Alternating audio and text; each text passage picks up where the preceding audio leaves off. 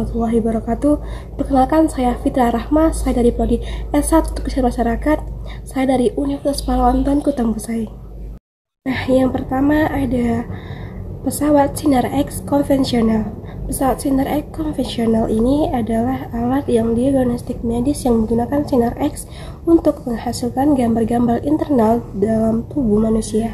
Alat ini umumnya digunakan untuk mendeteksi dan mendiagnosis berbagai kondisi kesehatan seperti patah tulang, infeksi, atau penyakit organ internal lainnya. Nah, cara kerja pesawat Sinar X konvensional ini yang pertama adalah tabung sinar X. Tabung sinar X dihasilkan oleh tabung sinar X yang terdiri dari katode dan anode.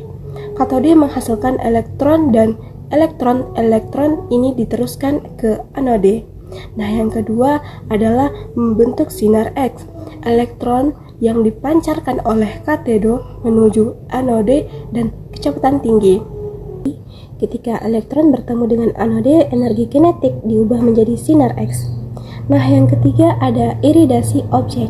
Sinar X yang dihasilkan oleh melewati bagian tubuh yang akan diimaging, misalnya bagian yang cedera atau organ tertentu. Nah, yang keempat deteksi sinar X. Sinar X yang melewati tubuh kemudian mencapai dektor. Dektor ini mendeteksi intensitas dan distribusi sinar X yang melewati objek. Nah, yang kelima pembentukan gambar. Informasi dari detektor diubah menjadi gambar ke komputer. Gambar ini menunjukkan distribusi kepadatan jaringan di dalam tubuh. Nah, yang keenam adalah rekaman gambar. Gambar hasilnya dapat direkam pada film atau ditampilkan secara digital.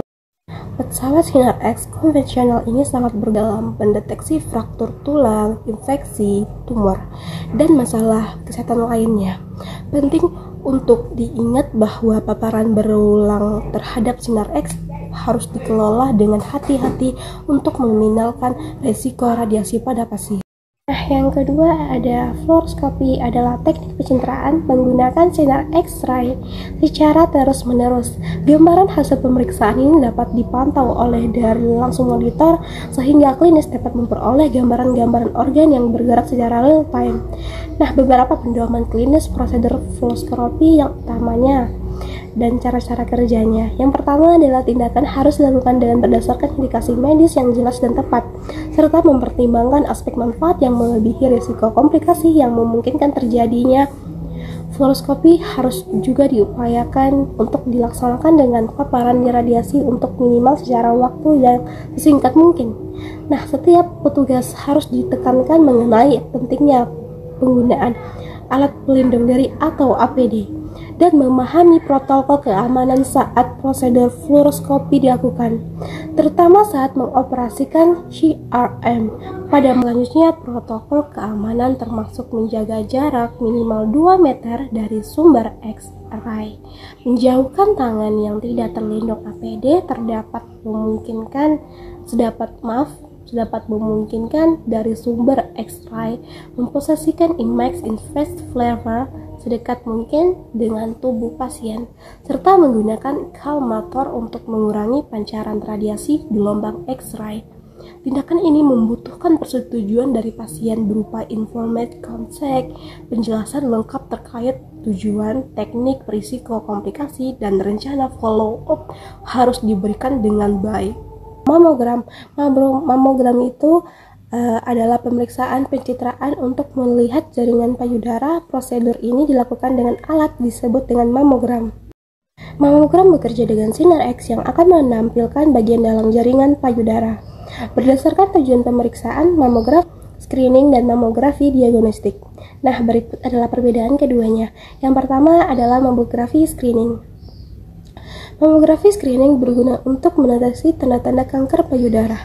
Pada wanita yang akan mengalami gejala, pemeriksaan ini dapat mendeteksi kanker sejak stadium awal dan efektif menurunkan angka kematian pada wanita usia 40 sampai dengan 70 tahun. Namun, mamografi screening ini juga memiliki kekurangan. Dokter juga bisa saja menemukan jaringan abnormal yang bukan kanker. Terkadang jaringan kanker juga bisa luput saat pemeriksaan. Pastikan Anda berkonsultasi dengan dokter sebelum menjalani mamografi. Nah, yang kedua perbedaannya yaitu ada mamografi diagnostik. Mamografi diagnostik dilakukan pada wanita yang memiliki gejala pada payudaranya, seperti munculnya benjolan, rasa nyeri, keluarnya cairan dari payudara, dan lain-lain. Prosedur ini amat disarankan bagi wanita dengan risiko kanker payudara yang paling tinggi. Untuk mendapatkan gambar MRI, pasien ditempatkan di dalam kolam magnet besar dan harus tetap diam selama proses pencitraan agar gambar tidak kabur.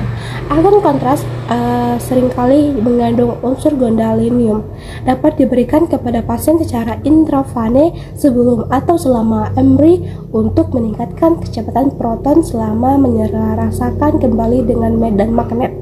Semakin cepat proton menyelarasakan kembali, semakin terang gambarnya. Dan yang keempat, apa sih itu komputer tomografi? Yaitu CT scan atau komputer tomografi. Komputer tomografi adalah teks pencitraan diagnostik yang menggunakan elektronik dan pencitraan digital untuk menghasilkan gambar dan bidang pada permukaan secara melintang untuk struktur tubuh Anda. Gimana sih cara kerjanya? Cara kerja CT scan menggunakan mesin röntgen besar yang dapat berputar untuk mengambil gambar tubuh Anda dari berbagai sudut pandang. Gambar-gambar tersebut kemudian digabungkan menjadi gambar bidang pada permukaan melintang untuk tulang, pembuluh darah, dan jaringan hasil lunak menggunakan perangkat lunak komputer. Nah, yang kelima adalah Magnetic Resonance Imaging. Magnetic Resonance Imaging atau MRI, pencitraan resonansasi magnetik, adalah teknologi pencitraan non-invasif yang menghasilkan gambaran detail anatomi hingga dimensi.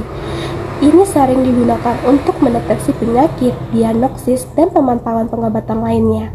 Hal ini didasarkan pada teknologi canggih yang mengairkan dan mendeteksi perubahan arah, sumbu, rotasi proton, dan yang ditemukan di udara yang membentuk jaringan kehidupan. Nah, bagaimana sih cara kerja MRI? Nah, MRI Lutut MRI yaitu cara kerjanya dalam alat ini adalah menggunakan magnet yang kuat yang menghasilkan medan magnet yang kuat dapat memaksa proton dalam tubuh sejajar dengan medan tersebut.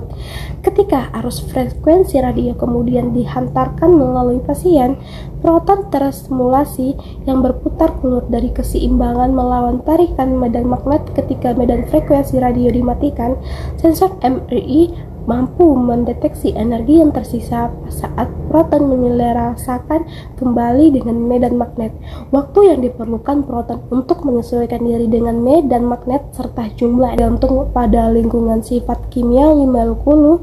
Dokter juga dapat membedakan berbagai jenis jaringan berdasarkan sifat magnetik. Terakhir yaitu terapi ultrasound. Terapi ultrasound atau disebut dengan USG adalah salah satu jenis terapi dalam bidang ilmu kedokteran fisik dan rehabilitasi yang menggunakan gelombang suara atau ultrasound dengan frekuensi gelombang suara yang tidak dapat didengar oleh telinga manusia untuk tujuan terapi dalam bidang rehabilitasi muskuloskeletal cm dari permukaan tubuh. Nah, bagaimana sih prinsip kerja terapi USG? Terapi ultrasound dapat memberikan efek termal atau terapi ultrasound dapat mencapai kedalaman 2-5 cm dari permukaan tubuh. Nah, bagaimana sih prinsip kerja terapi USG? Terapi ultrasound dapat memberikan efek termal atau efek pemanasan dalam maupun superficial, dan efek tone termal atau efek mekanik yang dapat berfungsi untuk memasukkan jenis obat tertentu, efek penyataan, dan efek biologi yang dapat mempengaruhi proses yang terjadinya di dalam jaringan atau sel sehingga dapat mempercepat terjadinya pemulihan atau regenerasi jaringan.